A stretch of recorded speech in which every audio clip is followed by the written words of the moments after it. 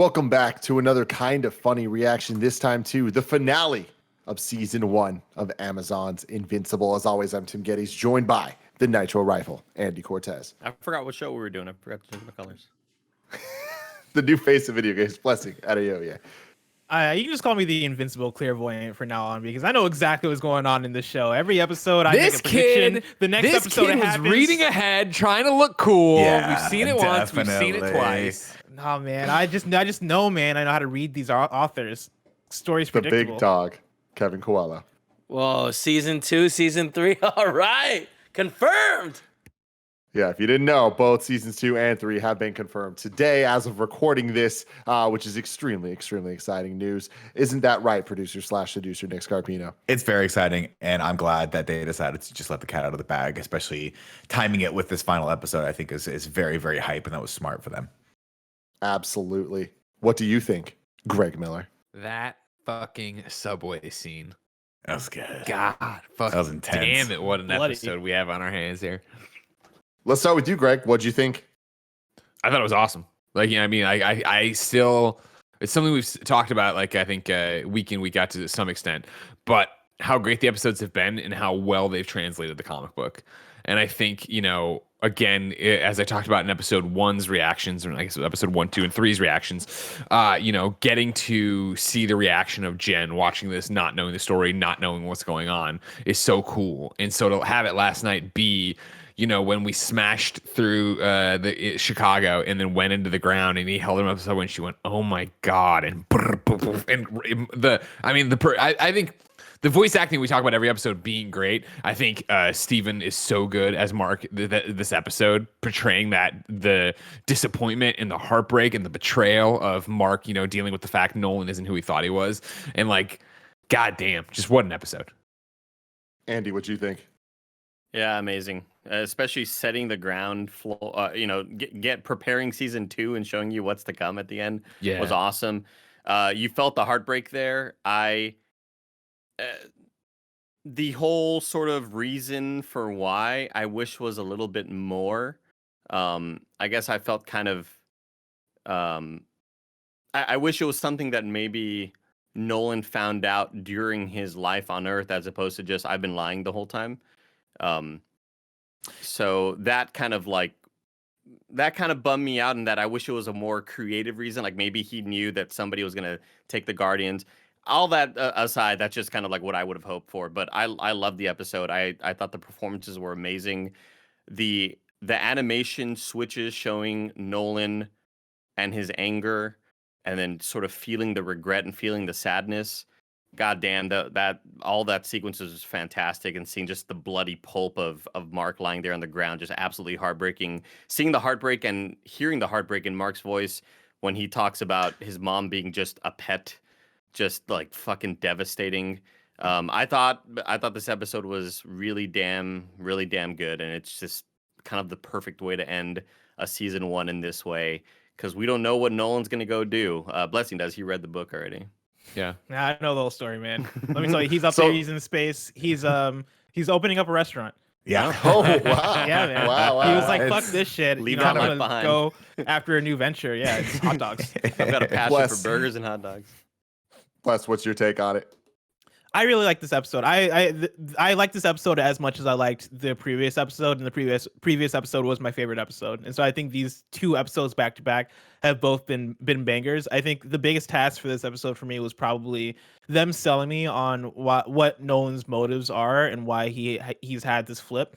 And it took me a little bit to get there. I'm a little bit with Andy, where I wish, or I would have expected the twist to be something more creative. I think Andy, I forget if you made the prediction on air or off air, where you're like, yeah, I could see it. Maybe he realized that there being superheroes on Earth was the thing that was bringing in supervillains. And if once Andy mentioned that, I was like, shit, man, yeah, that would be a really creative way to do it. But it ended up being the thing that I expected, which is it's a Dragon Ball Z like thing of, nah, man, this planet just sends out people to conquer worlds, and it's as simple as that. And so for Nolan to have spent 17 years on this planet, they really needed to sell me on the fact that he's been faking this whole time, or like he's been just biding his time. And by the time you get to the flashback with him at the baseball game, and you get that emotional connection. Him being cold the whole time, but it being the thing of like, oh, he's just a cold dude. And once he actually had that moment of watching Mark get that home run and having that emotional connection, and then that leading to him flashing back forward, him being like, peace out, I gotta go, I guess deal with some shit. I'm getting goosebumps already thinking about it. Yeah, like I think it was a big task for them to sell me on that, and by the time we got there, I was sold. I did believe it. And again, like with the amount of violence, with the amount of blood, with just like how this episode, like the last half of the last episode was the part of the episode where they were leading up to Nolan and trying to stop and all this shit. And this feels like the first half of this episode feels like the second half of that episode. And I think they handled it so well. Like it was so violent and so good. Nick. Oh man, I love this episode. This was my favorite part of. I mean, I remember distinctly reading the comic books and up until this part not being sold. And to me, it's funny because looking back on how they set everything up, like obviously the bigger twist was that at the end of episode 1 where Nolan kills the other heroes, you're like, what the hell is going on? But to me, this was the moment where I was like, oh shit, they're really committing to Superman being a bad guy. They're really committing to this world where all of a sudden this kid's going to be left, you know, to have to pick up the pieces, not only of his family, but of having to take up the mantle of being the Earth's, you know, mightiest defender. And I just think in the books, I was like, I just remember finishing that being like, holy shit, like this is different. This is such a cool and wild take on sort of the superhero journey. I really liked this. I think a couple criticisms of the episode. I didn't love the ballpark scene. I didn't think they nailed that emotional connection. I didn't think they needed to go that far and show me a scene of him being like, I don't like any of this. I can be out saving worlds. And then the kid hits a double and he's like, oh, now I love my kid. Whatever. It's because in the park home runs, fucking when you're that age, it was a double. Count. It was a double, but a lot of errors. There was a lot of errors going on. It would have been a double had these fielders have fucking held a glove. First off, you go back and rewatch it. He got all of it. All right, it was out of the park. I don't know how this kid got it back, let alone had it and almost tagged him a second. Good like there's a bunch of defense. bullshit. That kid needs to move up on the depth chart. But I did like, but I did feel the turn, right? I did feel that moment where he's bashing Mark's face in, and they even drew him like a little bit more like more exaggerated and like spread out and like feral. But overall, I think the episode was amazing, and I think, you know, the idea, like they got it across that he was conflicted enough for me to feel that it was earned. And I think Debbie's monologue over that whole portion was really the thing that sold it for me. Where if it was just baseball, I wouldn't have given a shit. But I think Debbie's connecting it to humanity was really good. Yeah, I just feel like, again, I feel like the show is. I feel like it wasn't needed, right? And obviously, I come to the material having already kind of context for what Nolan's arc kind of looks like. So maybe it's not fair to judge it 100%. But I didn't need that. I just needed to see that one moment where he's teaching him how to fly, and that would have been enough for me to be like, you got to be a fucking monster unless some of that got in. And they did have that. And then eventually it went to that montage where he was like, you got your powers, and he's throwing the thing up and he's teaching him how to fly, and they're celebrating all these things. And that's when I felt it. But the baseball scene I thought was a little heavy handed. Kev. I absolutely loved it. I thought it's interesting watching it play out like this in motion. Like, man, it is, like they went all out with the violence. Thought it was amazing. It kind of made me respect Debbie even more, because it's just like that flashback scene. It was like it hit the way it was supposed to, but like that was the first time that I've actually thought about the fact that like, oh shit, like the reason why he's good is like, or the reason why there was any potential for him to stick around was purely Debbie, you know, and like how she like taught him to be a human. Yeah. And we heard her say something about that earlier, like what was it, mid-season, where she was like, I taught you how to like save people. And when at them at the kitchen table, right? When like Nolan's kind of saying like that's small potatoes to Mark, Yeah, and it's so like it's so cool to see something through a different medium and get more out of it. Or not more, but get something different. So it's like, I'm so happy that it's here. Other than that, I think, who was it? Damn, what's the name of his girlfriend? Amber sucks. Amber. I hate Amber.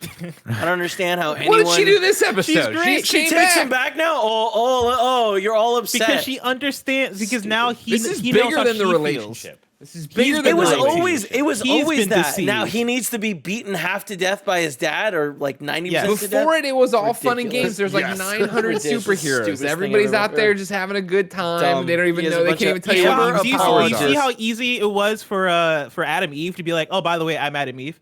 That took 2 seconds. No sacrifice. Yeah, but then Why couldn't everyone was Mark like, do that? oh. Nah, That they was got also no really relationship. funny. Kevin, I was expecting Amber to be watching the news and seeing this stuff about Invincible and be like, whatever, and change the channel. Like, this Right? fucking That's sucks, how they dude. set This her fucking up. Sucks, dude. Idiots.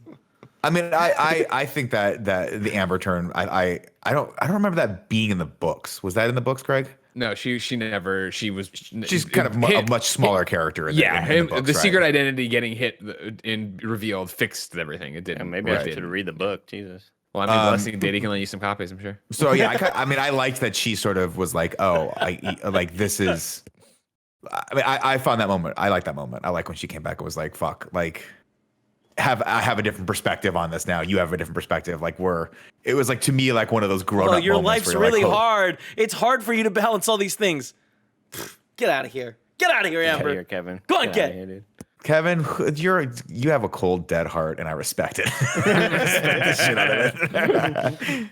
I man, but- absolutely loved this entire season, but this episode, like, it did the impossible to me, which is just kind of wrapping everything up in a season finale that was somehow better than last week's episode. Like, the entire season built so many elements of all the different storylines and plot lines coming together to mean more than any individual one. And last night's episode that we watched was absolutely, or whatever the day is, absolutely is the pinnacle to me of what the show can be, which is just delivering on all the setup. Like, we love setup, we love payoff, and this was the payoff of this entire season, while equally setting up so many more exciting things that, thank God, we're getting a season 2 and 3 for. The moments and like beats that we've talked about this entire season of kind of being the, oh cool, we're getting the Iron Man moment and the Avengers moment and this, like, all of the MCU stuff, but just in one season. Like, these last 2 episodes very much kind of felt like the Infinity War Endgame of the show. And this is just season 1, but somehow they built up to that properly, introduced us, and specifically Andy and Bless, to a whole new cast of characters, so many characters, and we're able to kill off a bunch of them and not kill others to make all of it matter in a way that we give a shit and we really care. And it shows the world in a way that we care, similar to how WandaVision and Falcon and Winter Soldier have made us care about a post-blip world. Like, after the fight, it felt like not just another superhero fight. In a season full of superheroes fighting in cities and things being destroyed, this felt different. This felt like it had world-shattering potential to change how people are going to live, for a long time to come. And Yeah. the last 10, 15 minutes of this episode really kind of sat with that for a while. And I liked that. I thought that was a really, really smart call. And in addition to that, the first 30 minutes of this episode reminded me of the Endgame final fight, where I was like, oh my God, they're giving us exactly what we want. And the scale of this is insane. Like, we've seen so many Dragon Ball Z type things, Superman type fights, whatever. I've never seen anything like this. And there was like 3 or 4 moments in the fight between Omni-Man and Invincible that I was like, wow, the subway thing being one of them, right? But even just him going, like, the amount of locations and set pieces they had of multiple mountains being went through, the going through the cruise ship into the water, it felt like every set piece from a Fast and Furious movie, but just condensed down into this perfectly paced 15-minute, 30-minute, whatever fight that wasn't just interesting for the fight, but it's interesting for the characters and the conversations they're having. And that's always when superhero movies or TV shows or comics are at their best, which is when the action and dialogue and all that stuff is working together so that every punch means just as much as every word, right? And that, I think, is Invincible, like, really, really firing on all cylinders. And this, I am utterly impressed by this. I have the entire season, but this finale really kind of cements this as one of my favorite. This season of this show is one of my favorite things, period. Nick, I mean, what's that's up? the thing. You're calling it a fight, right? But that's what I think they nailed most. It wasn't a fight. It was a one-handed ass whooping. It was they nailed, and this speaks volumes to how good this show is and the quality of storytelling. I know how this ends, and I'm still terrified for Mark. I'm like, he can't win this fucking fight. There is no way. There's nothing he's gonna pull out where he's just gonna punch harder. It's just not gonna happen. And I mean, going into that and being like, can they give me that sense of dread? Can it be that I always go back to when I was a kid watching Terminator for the first time and being like, this thing can't be stopped. There's nothing more terrifying than something that just doesn't stop. It will never stop. And Nolan was that in this. And I think they absolutely I think they nailed that across the board. Yeah, I think Totally. they did a good job too of like combining that exact aspect of Terminator / Superman, the unstoppability of it, with I think a lot of the elements that make something like Dragon Ball Z great. Because the first half of this episode really was the one-handed or the one-sided ass whooping, but it was that while maintaining this element of dialogue and storytelling and world building, and Nolan and Mark both developing their characters through fighting. Like it had that same power scaling where you watch Dragon Ball Z and you see basically two characters flying all over the place and going to the different locations, and Frieza kicking Krillin's ass or whatever the thing is. But at the same time, you have those moments where they stop and Nolan's like, all right, now think about it, man. Like 17 years. Do you know how that is a speck in your life is 17 years, right? Think about it. And like you're gonna outlive these people. You're gonna outlive these people. You're gonna outlive generations of these people, right? Like by the time you're 500, the world's gonna be different. Like the way in which they develop that while maintaining the action and maintaining a spectacular level of action, I think is very much feels like it is this mixture of DC and Dragon Ball Z, which is a thing that I never thought I'd see. And then that wonderful last line where he's like, you're not going to have any of these people left in your life in 1,000 years. He's like, but I'd still have you. Yeah. And Oh my you're just god. like, fuck. Oh my god. Yeah. So with the good. tear coming with down. the tear coming out amongst all the blood. And you God just damn. see it hit Yeah. Nolan where he's like, fuck, he's right. And I could I've been tell- fighting for the wrong thing this entire time. One thing I loyal could to the wrong tell thing. in that final sequence was whenever we learned that the really great fight scenes are animated by the A team of that studio, and I could tell that this was the A team based on a lot of the. I can't confirm it, but it seems like it was the same A team that worked on that really awesome fight scene at the end of episode 1, based on the amount of emoting the characters are doing. Like the amount of I never saw Nolan's face transform that much in terms of eyebrows being furrowed and his mouth looking super pissed off. Also, what's up with all the mustaches on Viltrum? What's going on with that? That's Oh, the they're they big on ever explain mustaches. it. I don't That's think they cool ever now. explain it. No, that's funny big on thing. mustaches. I love it. Yeah, I love feel it. like Weird. if I'm not mistaken, I'm blessing. You read the source material. You can back me up on this. I think they a long time ago they saw an old episode of Magnum PI and were just like, "That's it. That's the fucking look." That's exactly That's what what happened. we're going It with. got That's beamed right, over yeah. to them. Can't that's what confirm, yeah. happened. Am I the only person that thinks that Greg should grow the mustache back out? Because he's got the Nolan hair now, where it's like a Oh, little yeah, peppered. the gray on the just side. give it to us, Greg. There it is. There it is. I mean, I'll gladly give it to you. Don't worry about that, Nick. I'll give you just if you want to do some Viltrum cosplay around this place. We're all doing. Oh my some God! Omni-Man. Can we all do it? Can we all for November all just cut the mustaches? We will do it. Yeah, And do we'll it? do it. But I can't grow up Kevin, Yeah, November. some of us- November. some of Kevin, us you can't you go. get to be Adam Eve. Just a trade-off, Buzz. You get to be Adam Eve. You could be Monster Girl. One of the things I want to call out is something Tim mentioned it briefly, but then we went with is that I love how they paced this. Where this whole Invincible is going to be at least one season of television. There was this conversation we'd have on camera and off of okay, cool. How do they do it, and where do they stop, and when do you do the turn, and yada yada yada. I really liked how they let this breathe like the comic book did, and that the first half of the episode was the fight, it was the moment, and then as Tim was talking about, right, the second half of it was the aftermath of that, and it was not only Mark obviously healing, but how it's changed for Cecil, how it's changed for Debbie, how all the different dynamics have changed for everybody, let alone the world, which I love that line, when Mark doesn't want to talk about it anymore, and Willem's like, well, it's kind of all anyone's talking about. Everything has just changed, but okay, we can go out for a burger and try not to talk about it. And then to have it get back to Alan, right? And it again introduce the Global Federation of Planets and what's going on out there, and that they're trying to take on the Viltrumites. And then, the amazing montage to set up all, just as a reminder, here are all the threads we've given you from this first season that show Earth is in peril already, let alone what is coming. And then to have it be Yeah, And high school. I guess. Andy finally got his little aliens back. Yeah. Yeah. I got the It little, reminds got me the of- little Martian stuff taken over. I mean, yeah, all these little payoffs, fantastic, dude. I mean, they're not really payoffs, right? But they're But just letting teases, you yeah. know, Little hey, we hints, haven't forgotten. teases, yeah. There's a We know you whole haven't bunch of forgotten, shit neither have I. happening, yeah. Yeah. Well, the God show damn, teaches dude. you it matters. Everything matters. Every 1000%. single thing matters, and that's why. Except for maybe the While I Egyptian thing. agree with Andy and Bless about That the didn't matter. the twist or the reveal of why he did it is kind of like, all right, that's as basic as you can possibly get. I don't think that is really, to me, I don't see it as a criticism because they deal so well with, okay, that's the answer, but what do they do with it? And having the whole fight and having the scene of like, I'd still have you, and it turning him and him flying into space, the way that they deal with it, even this one episode of him flying away, Cecil gets the warning that someone's coming. And was that not scary as fuck? Yeah. It's like, Yeah, again, I like thought- Nick was saying, we know it's happened, like what's happening, but it's still like, oh shit. And then for it to Lesson be told me it was Alan. Alan the alien. Yeah. Oh damn, yeah, He Bless tipped is me so off on good. Yeah, sorry, I so had to text good. him. I'd I was say like, it- man, when he you get read to the chapter scene, just don't 24. worry, it's not going to be Nolan.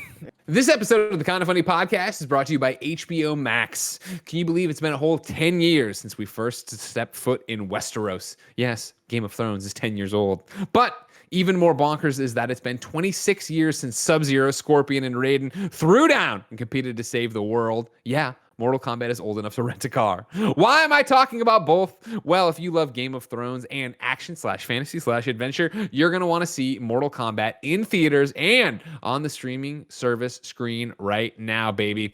April 23rd, Sub-Zero hunts down Cole Young, an MMA fighter. Dude, what would you do if Sub-Zero was on the hunt for you? I'd 100% freeze up. Sub-Zero's cool. Yeah, you got it. No, that's a lie. I would finish him. Ladies and gentlemen, if you didn't know, Mortal Kombat, Game of Thrones, it's all happening right now, and you can go get it on HBO Max. I use HBO Max all the time. Actually, in the post show over on Patreon, we're talking about a whole bunch of HBO Max stuff, but I digress and won't do that now. But let's get back to Mortal Kombat. Will there be fatalities? Find out in the explosive new cinematic film Mortal Kombat, inspired by the blockbuster video game franchise, in theaters and on HBO Max for a limited time. Sign up for HBO Max at hbom.ax/KFMB, or just click the link in the description if you want to watch and go do that, and you can sign up and you watch Mortal Kombat. I'll read it again for you. hbom.ax/KFMB, or just on YouTube. Go to click a link. You're in a car right now. You weren't going to remember the URL anyway. You just go to youtube.com/kindafunny, and then you look at you click on the video, and then you click on the link, and it's done, right, Kevin? Yep. There's a couple moments I wanted to point out with when he was monologuing, right? Where he was talking about, well, we're not actually a good planet. We're a planet that was like warring, and then we went out and spread and conquered the empire. And there's a moment where you see Alan's people like dead, which hit me. And then there's a couple other moments, and I won't spoil it, but there's a couple other moments where you see some other characters pop up, and I'm reminded by how amazing season 2 is going to be because of that. I guess my reasoning for that is, I feel like for that being the reason, I would have liked a bit more conflict leading up to any of this, and it just seems like in the whole time, I guess you need that in order to see why Mark is so heartbroken by it. You need to see like, wow, you didn't even think twice about doing this shit. Like, you don't give a shit about mom. You don't care about anybody on this planet. So I guess you do need that. But for Nolan to be there for all that time, to be like, yeah, I'm just here to fucking wipe this place out and take it over.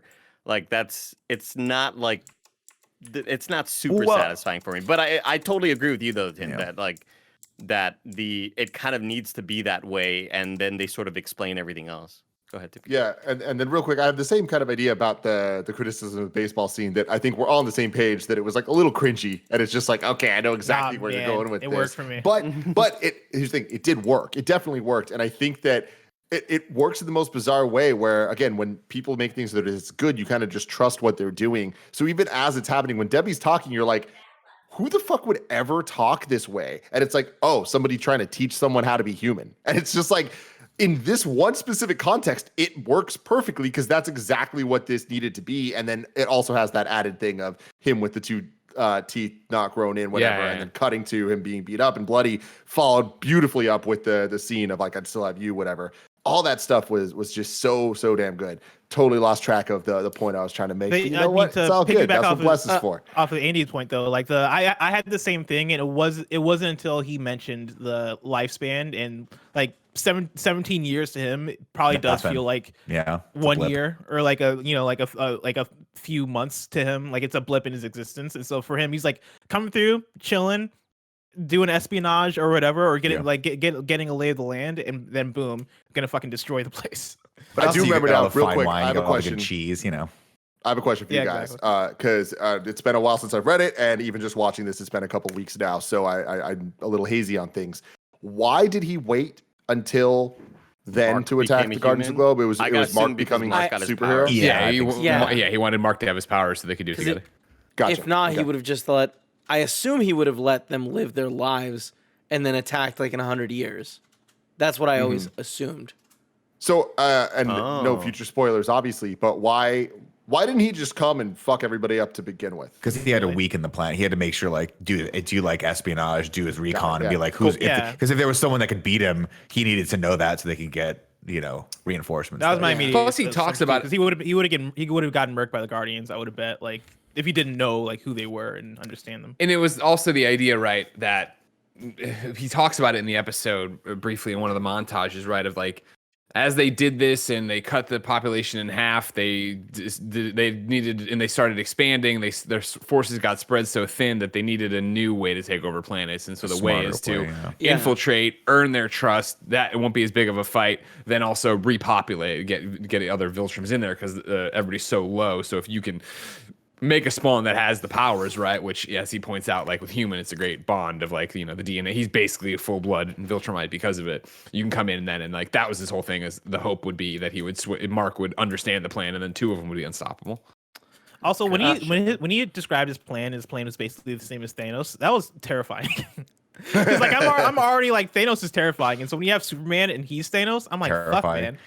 I know. Scary. I think they did a slightly better job in the books, though, telling this part of the story. I think just because it happens faster, so you don't really have a lot of time to think like. Because I think we spent so much time with Nolan, where you do start thinking like, when are you gonna pull the trigger on this whole grand plan sort of thing, right? Like, what are you waiting for?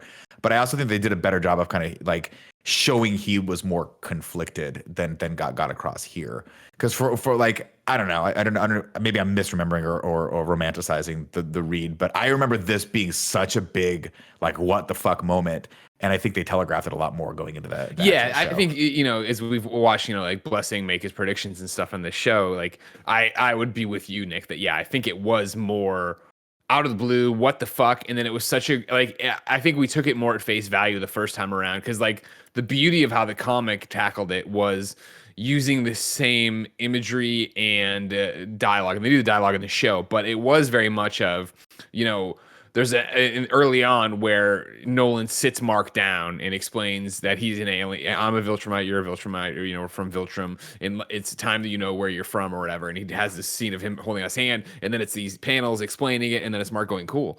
And then like for this one of like it's the same thing of we need to talk. I need to tell you where you're really from, and then it's very much the same panels, but rather than everything being all hunky dory, obviously it's Viltrumites tearing people apart and tearing each other apart.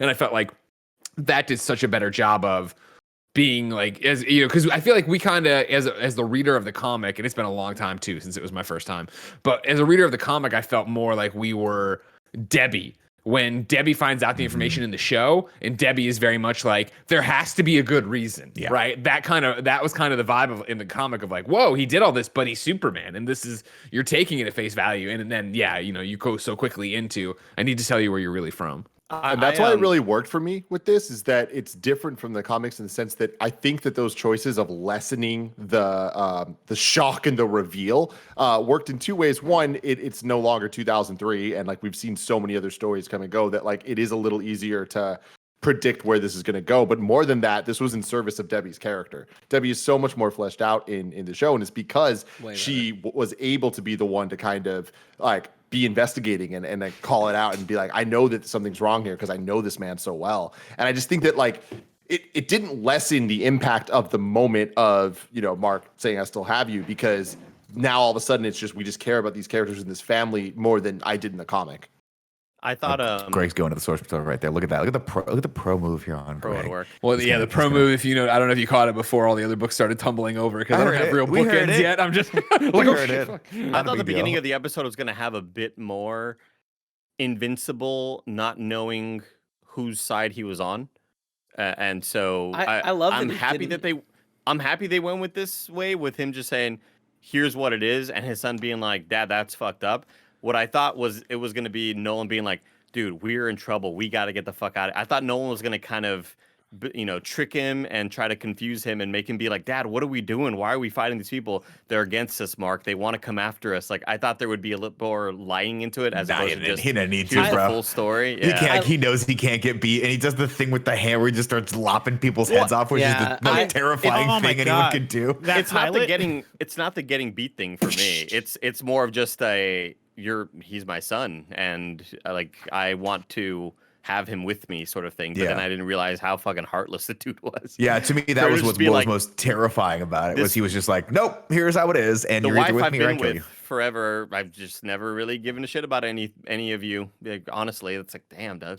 Yeah. That's The- hardcore. one of the big criticisms I still have is I don't think they handled the robot Rudy storyline that well, like to cap out the season. Yeah. You know, like last episode, I was a bit confused, or not even confused. I was kind of like, I want more context for this. I want a little bit more out of it because you've been building up to this, and I was hoping we get a little bit more of that maybe this episode, and we got none. And so now that we've finished season 1, I'm still like, all right, but what was all that robot Rudy stuff all about? Because this is still, I guess we got to where we're going, but it feels like it's still in a weird place. Yeah, I think that's indicative of it having to be a show too, right? Where we do have to have the soap opera where you're developing multiple characters. Because I remember that distinctively happening way later in the books, but I could be wrong. No, you're right. We've talked Yeah. about that before. Yeah, Also, I but- think we were wrong last week. I think we said it was Jason Matsukas doing Rudy as well. Yeah, but I he don't- I doesn't think it's sound like him at all this Totally time different around. actor. We I were knew totally it wrong. wasn't. I Yeah. knew it. You didn't know I looked shit, it up. I Andy. forgot the guy's fucking name, knew. but it's not. Andy, the same shut person. up. I want to say fucking that knew. shout outs to the scene where Nolan starts or when they start fighting and Invincible's like starts hitting him and is like, "Dad, something's wrong. Like you're Yeah. brainwashed." And it's like, God, it's so No. Oh my god, yeah. so tough. And also the first really fucked up scene where he was Invincible punch. catches. Yeah, well no, Invincible catches the pilot and Nolan just Oh, comes down yeah. and squeezes his head and so pops gross. it. Oh my god. That wasn't nearly as for to me, and we've seen a lot of gore in this. We'll get to the subway sequence. We've talked about it a little bit. We should talk about that. But the thing that was most terrifying that's happened in all of these episodes happened last episode, where he just squeezes the dude's fucking kidneys. Where the guy's like, it was like the Cecil's second in command. He's about to blow up the house, and he just goes, "Kah!" He just grabs him by the fucking haunches of his back, and I'm like, that is so fucking mean. That's a horrible thing to do to someone. The power of the You're show mean. to me. Hey, bro, be cool. Like, just lop his head off. Like, I just do the thing. You know, you can lop people's heads That's off, the bro. mean Just- thing to do to somebody in the show. Well, at least that's like you're dead, but like grabbing, like paralyzing someone as they're standing up with your two fucking hands and then just watching fair. them slowly die in front of you as to like get off on it, kind of. That kind of I disturbed don't me a know little that bit. I he had a was nightmare getting about off that. on it. Bro, everyone's getting off on this show, Kevin. Read the everybody subtext. is.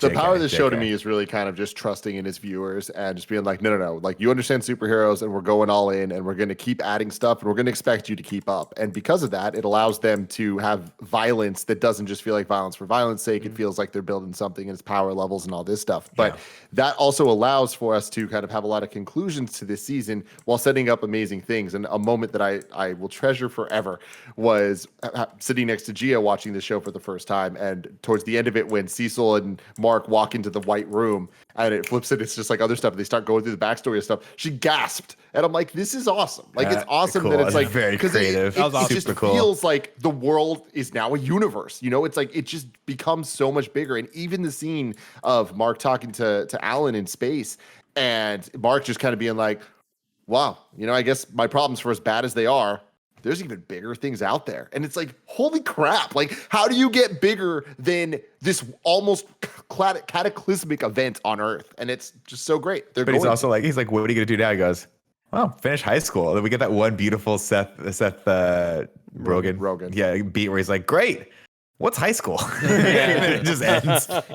Honestly, to Tim's point, it feels like we're going straight from Avengers to then like the Guardians of the Galaxy show up on Earth right after that New York event, and everybody's like, "Wait, what the fuck? Who are you guys?" And the world just got way bigger. It feels like that. Even just explaining the tech of, drinking tap water on Earth makes it so that you can't not see the see stuff. light frequencies. And it's such a So quick funny. explanation, and you just get it. It just Cool. makes sense that get they it. have the tech for that because Cecil and his crew just have access to whatever the hell they want. That was really awesome. But yeah, the train sequence was fucking brutal because he's holding him up to the train, and I go, that's not gonna kill him. Who gives a shit? And then you go, oh, this is why he's why he's gonna do this. And then the slow-mo shot of the person flying out the window, and you're like, fuck, this is gonna be awful, dude. Yeah. And it is terrible. It is awful. All of the violence was so like insanely intense, and it's so powerful the way he's like, look, I can use you as a weapon to just utterly decimate the world. And when he like the first time he punches him for reals, and like, I mean, he must have traveled like 1,000 miles, right? Where he did the spinning thing, and they're like, we're trying to follow him, and he just right through that Yeah, because building. they were in a wasteland before, and somehow they got to Chicago. Yeah, so now there is like So they there were was in a moment Cleveland? where Oh, Oh. zing. Someone's a comedian. Yeah. there was a moment where like they had like CG people instead of like the I noticed animated that, one. yeah. And it was like that's really jarring and really weird. It was right as he like crashes and they cut into the Yeah, as crowd. they're running away. Yeah, reminds that me was a of it weird- reminded me of Ruby. It looked watching just like Ruby. Yeah, the way that the characters were animated. Yeah. I wonder if that's just like a stock kind of animation that you just throw on that rig or whatever. And when I said Cleveland, I'm kind of wanted to say where do you hate, Greg? What do you hate? Kansas. Kansas. Kansas, that's What right. do Yeah. you hate? I just wanted what's a wasteland sort of city, Oh, Kansas for sure is a wasteland state. Don't State, worry about yeah. that. I mean, And I would- anywhere with in that- Illinois, really, between the cities is a wasteland. I want to. Damn, Decatur gonna have something to say to you. Decatur smells bad. I want to wrap That's this like up the worst thing you could say about a city. It's fucking city smells bad. It does, though. With Greg. Sorry DeKalb if you're from smells bad, Decatur. all right? Cindy Crawford's from there, but DeKalb smells bad. Or I might be thinking of Danville, one of them. Sorry, Tim. I'm so sorry. It's all good. It's all good. It's all good. I want to wrap this up with Greg Miller's final pitch on Invincible season 1 and the comics. Should people read the comics after this? 100%. I think we've all had such a great conversation throughout this, and with Andy and Blessing being the only ones in the dark, and I think as you've seen the excitement and interest from Kevin, Nick, Tim, and myself, I've never sat there and be like, oh, I know what's gonna happen. I'm rolling my eyes, kind of thing, right? I was surprised, obviously, when I got to moments that didn't happen, or it changed, or the Amber stuff, that they made her actually better than the comics. The fact they were able to do that, a huge Herculean undertaking. I can't believe they pulled it off, Kevin. But no, I would say definitely go read, right? Like support comics, support comic book shops, local comic book shops, and I don't think it's gonna ruin anything for you. And again, I can't wait for season 2 and 3 of Invincible. We're going to be waiting a bit. Like, animation is difficult and takes time, so it's not like these are coming tomorrow. I bet they announced both of them so that there isn't as big a gap between 2 and 3, but I imagine there's going to be a gap between 1 and 2 here. Till next time, love you guys. Goodbye. Amber Whatever. sucks.